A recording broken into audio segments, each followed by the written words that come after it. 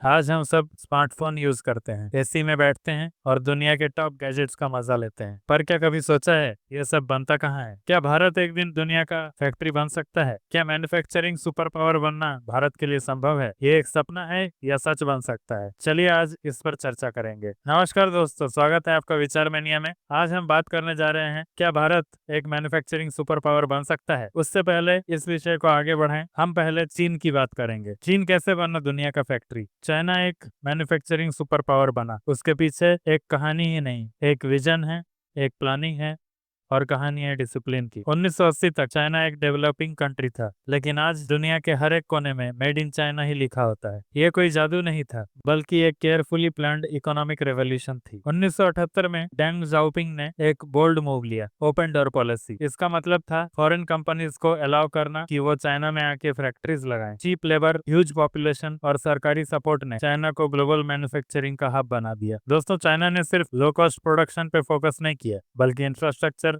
Logistic और skill development में भी भारी इन्वेस्टमेंट किया। वहाँ के शहर स्पेशली डिजाइन किए गए इंडस्ट्रियल पर्पस के लिए। पोर्ट्स, हाईवेज, रेल कनेक्टिविटी, सब कुछ laser focused, export driven economy बनाने के लिए बिल्कुल पर्याप्त था। और आज रिजल्ट हम सबके सामने है। इलेक्ट्रॉनिक्स से लेकर टेक्सटाइल तक, टॉयज से लेकर सोलर पैनल तक, चाइना हर जगह छाया हुआ है। चाइना क्यों बना दुनिया का फैक्ट्री? देखिए, इसके 5 मुख्य कारण हैं। शुरुआत करेंगे नंबर 1 से। सबसे पहले, सस्ती और विशाल जनसंख्या। चीन की सबसे बड़ी ताकत रही उसकी जनसंख्या। 1980 से लेकर 90 तक चीन के पास करोड़ों युवा थे जो कम वेतन में मेहनत करने को तैयार थे। सरकार ने लेबर लॉज को इस तरह से बनाया कि कंपनियों को सस्ते मजदूर मिले और वे निर्यात के लिए उत्पादन बढ़ा सके। इसने कंपनियों को आकर्षित किया, low cost high volume strategy से धमाल मचा दिया। दूसरा है मजबूत इंफ्रास्ट्रक्चर। चीन ने अपने शहरों, हाईवे, बंदरगाहों और रेलवे सिस्टम को उद्योगों के हिसाब से तैयार किया। जहां भारत में फैक्ट्रियों के बाहर की सड़कें टूटी होती है, वहीं चीन ने इंडस्ट्रियल जोन तक 6 लेन हाईवे पहुंचाया। तेजी से बनने वाले स्पेशल इकोनॉमिक जोन्स बने, फॉरेन कंपनीज को सीमलेस एनवायरनमेंट दिया। यह इंफ्रास्ट्रक्चर पहले,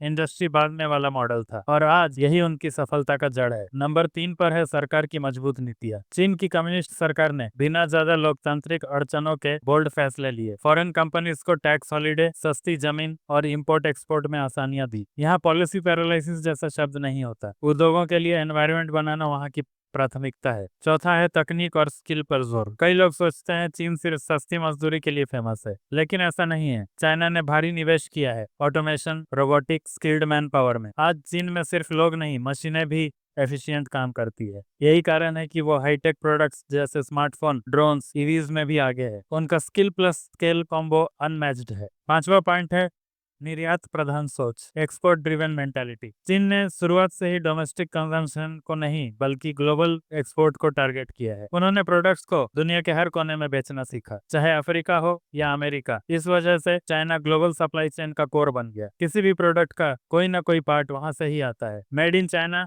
सिर्फ एक लेवल नहीं है, अब ये ग्लोबल फेनोमेनन है। दोस्तों, इसको थोड़ा और समझने के लिए अगर हम आंकड़ों पर नजर डालें तो 2020 से लेकर 2025 तक जो एनुअल मैन्युफैक्चरिंग जीडीपी है वो आप देख सकते हैं। जैसा कि आप देख पा रहे हैं, 2020 में चाइना का जो टोटल मैन्युफैक्चरिंग था वो था 4.8 ट्रिलियन। उसके बाद 2021 में बढ़ के 4.9 ट्रिलियन। उसके बाद 2022 में 5 ट्रिलियन, 23 में 5.1 ट्रिलियन, 24 में 5.3 ट्रिलियन और 2025 में एस्टिमेटेड 5.5 ट्रिलियन। अगर उसी हिसाब से देखें तो यूएसए लगभग इससे आधा मैन्युफैक्चरिंग करता है। जापान, जर्मनी, उसके बाद आता है इंडिया। इंडिया की तो मैन्युफैक्चरिंग जीडीपी में तुलना ही नहीं कर सकते हैं। देखिए, अभी चाइना और इंडिया के बीच में अगर तुलना की कोशिश करें तो एक बहुत बड़ा गैप निकल के आता है रियलिटी में। 2025 तक चाइना का मैन्युफैक्चरिंग आउटपुट लगभग 460 लाख करोड़ होगा, जबकि इंडिया का 58 लाख करोड़ के आसपास है। मतलब चाइना हमसे 6 से 8 गुना आगे है पूरे मैन्युफैक्चरिंग स्केल में। जहाँ चाइना दुनिया के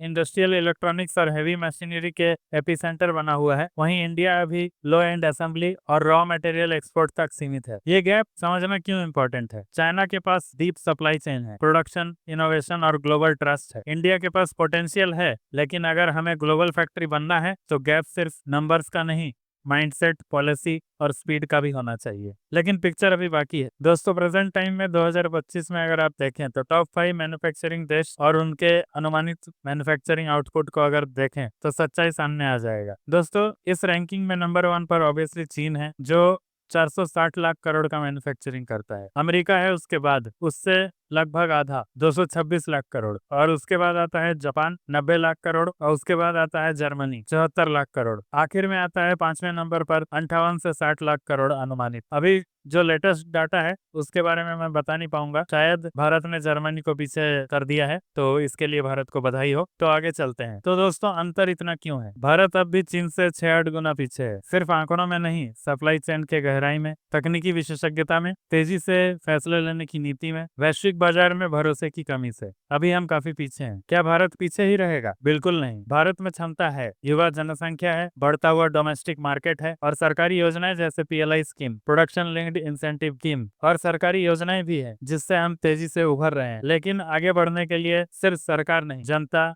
उद्योग और सिस्टम सबको साथ आना होगा। दोस्तों, भारत की भी कुछ मजबूत संभावनाएं हैं जो हमें मैन्युफैक्चरिंग सुपर पावर बना सकती है। देखिए, सबसे पहले तो इसमें आएगा कि भारत के पास आज दुनिया की सबसे युवा जनसंख्या है। लगभग 65% आबादी 35 साल से कम उम्र की है। मतलब हमारे पास मेहनती, तेज और सीखने को तैयार वर्कफोर्स है। अगर इन्हें स्किल और दिशा दी जाए तो भारत ग्लोबल मैन्युफैक्चरिंग का इंजन बन सकता है। बढ़ता हुआ घरेलू बाजार जो दूसरा पॉइंट है, भारत का मिडिल क्लास तेजी से बढ़ रहा है और इसके साथ ही बढ़ रही है कंजम्पशन पावर। अब कंपनियों को सिर्फ एक्सपोर्ट नहीं, बल्कि make in India for India का भी फायदा मिल रहा है। एक stable domestic market foreign investors को लॉन्ग टर्म अपॉर्चुनिटी देता है। तीसरा है सरकार की योजनाएं और PLI स्कीम। गवर्नमेंट सपोर्ट और PLI स्कीम सरकार ने जो शुरू की है, इससे इलेक्ट्रॉनिक्स, फार्मा, EVs, टेक्सटाइल जैसे सेक्टर में भारी सब्सिडी दी जा रही है। Make in India, startup India, digital India, इन जैसे प्रोग्राम में भी मैन्युफैक्चरिंग को डिजिटल और स्मार्ट बनाया है। नीति आयोग और कई राज्यों ने ईज ऑफ डूइंग बिजनेस पर जोर देना शुरू कर दिया है। वैश्विक कंपनियों का चीन से हटना एक कारण है, ये एक पॉइंट है। कोविड-19 और जियोपॉलिटिकल तनावों के बाद कई कंपनियां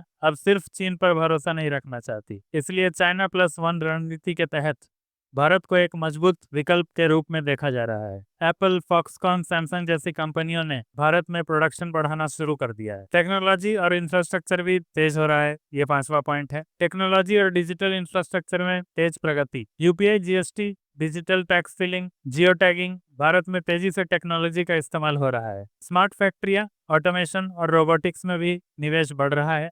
इसका सीधा असर मैन्युफैक्चरिंग प्रोडक्टिविटी और ग्लोबल प्रतिस्पर्धा पर पड़ेगा। ये भारत की 5 सबसे बड़ी ताकतें हैं।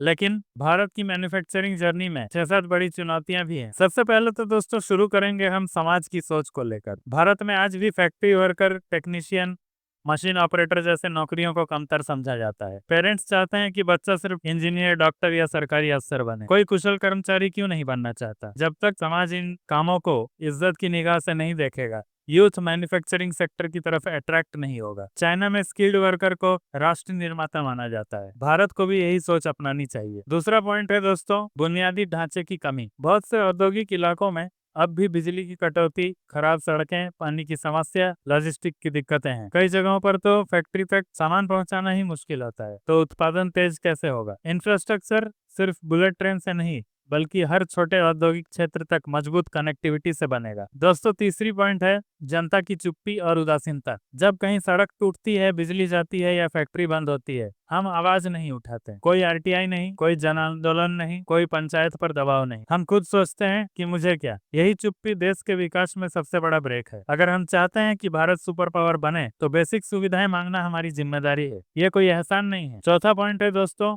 व्यापारिक नीतियों में स्थिरता की कमी। भारत में अक्सर पॉलिसीज बदलती रहती है। एक राज्य टैक्स माफी देता है, दूसरा रोक लगा देता है। वही हाल गवर्नमेंट में भी होता है। एक गवर्नमेंट आके कुछ अलग नियम बनाती है, दूसरी गवर्नमेंट आके उसे पलट देती है। GST और कंप्लायंसेस में भले ही सुधार हुआ हो, लेकिन अभी भी पेपर वर्क और ब्यूरोक्रेसी एंटरप्रेन्योर्स का हौसला तोड़ती है। स्मॉल मैन्युफैक्चरर अक्सर कहते हैं मशीन से ज्यादा समय तो पेपर वर्क में चला जाता है। दोस्तों, 5वां पॉइंट है स्किल। दोस्तों, शिक्षा और स्किल दोनों में अंतर होता है। भारत में हर साल लाखों लोग ITI, पॉलिटेक्निक या इंजीनियरिंग करके निकलते हैं, पर उनमें से कितने प्रैक्टिकल मशीन चला सकते हैं, ये आप खुद कभी समझने की कोशिश कीजिएगा। Industry ready skills, CNC tools, robotics, automation, welding, इन सब में भारी कमी है। लोगों स्किल इंडिया मिशन अच्छी शुरुआत है, पर ग्राउंड लेवल पर एग्जीक्यूशन बहुत कमजोर है। छठा है, बड़े स्केल पर मैन्युफैक्चरिंग बढ़ाने के लिए लेबर फ्लेक्सिबिलिटी बहुत जरूरी है। लेकिन भारत में अब भी कई आउटडेटेड लेबर लॉज हैं और छोटे बिजनेस डरते हैं परमानेंट हायरिंग से। कॉन्ट्रैक्ट वर्कर के साथ अनफेयर ट्रीटमेंट, सेफ्टी स्टैंडर्ड की कमी, ये सब सेक्टर की इमेज खराब करते हैं। दोस्तों, 7वां पॉइंट है बिजली, पानी और जमीन की लागत। इंडस्ट्रियल इलेक्ट्रिसिटी रेट कई राज्यों में कॉमर्शियल रेट से भी महंगे होते हैं। इंडस्ट्रियल लैंड एक्वायर करना कठिन और महंगा है। जो छोटे एंटरप्रेन्योर्स होते हैं, ये चीजें उनको डिस्करेज कर देता है। जहां चीन सब्सिडी देता है, भारत अब भी अप्रूवल्स में सालों लगा देता है। तो चलिए दोस्तों, अब आंकड़ों पे आते हैं। भारत का कुल मैन्युफैक्चरिंग आउटपुट 2025 में लगभग 58 से 60 लाख करोड़ तक पहुंचने की उम्मीद है। यह जीडीपी का लगभग 17% है, जबकि चीन में यह हिस्सा 28 से 30% है। सरकार का लक्ष्य है कि 2029 तक इसे 25% से ऊपर लाया जाए। बात कर लेते हैं टॉप कंट्रीब्यूटिंग सेक्टर की। तो ऑटोमोबाइल और auto parts, pharmaceuticals, electronics assembly, mobile TV इत्यादि, केमिकल्स और टेक्सटाइल, ये सारे सेक्टर्स हैं जो मैन्युफैक्चरिंग में हमारी पहचान बनाते हैं। दोस्तों, भारत इंपोर्ट भी बहुत करता है। 2024-25 का अगर एक अनुमानित रिपोर्ट देखें, जो आंकड़े निकल कर आ रहे हैं, इलेक्ट्रॉनिक मोबाइल चिप्स लगभग 5.5 लाख करोड़ तक का आया है। मशीनरी और उपकरण 4 लाख करोड़, केमिकल्स और फार्मा सामग्री 2.3 लाख करोड़, खनिज धातुएं जैसे कॉपर 3.5 लाख करोड़। दोस्तों, यहाँ भारत में सिर्फ मोबाइल फोन असेंबली हो रही है। कोर चिप, सेंसर, बैटरीज अभी भी इंपोर्ट होते हैं। भारत का 60% से भी अधिक हाईटेक मशीनें और रॉ कंपोनेंट्स बाहर से आता है। दोस्तों, ट्रेड डेफिसिट भी एक चिंता है। 2024-25 में भारत का कुल ट्रेड घाटा 25 से 30 लाख करोड़ तक पहुंच सकता है। मैन्युफैक्चरिंग बढ़ाए बिना अगर हम इंपोर्ट पर निर्भर रहेंगे, उससे रुपया कमजोर होगा और आर्थिक दबाव बढ़ेगा। तो दोस्तों, एक बात तो साफ है कि भारत मैन्युफैक्चरिंग में प्रगति कर रहा है, इसमें कोई दो राय नहीं है। लेकिन आत्मनिर्भरता अभी बहुत दूर है। अब बारी है आखिरी। दोस्तों, आज हमने वीडियो में जो देखा और समझा वो ये है कि चीन कैसे बना दुनिया का कारखाना। कारण है सोच, नीति और बुनियाद के दम पर। बात करें अगर भारत की, तो भारत कहाँ खड़ा है? कुछ पीछे, लेकिन तेजी से सीखता हुआ। हमारे पास क्षमता है, युवा है, बाजार है, नीति है, अब ग्लोबल मोमेंटम भी है, पर चुनौतियां भी कम नहीं है। माइंडसेट सबसे पहले, इंफ्रास्ट्रक्चर और सिस्टम से लेकर समाज तक, इन सब चीजों को हमें बदलना होगा। लेकिन अब सवाल यह है कि क्या हम सिर्फ सरकार से उम्मीद करेंगे या खुद भी कुछ बदलेंगे?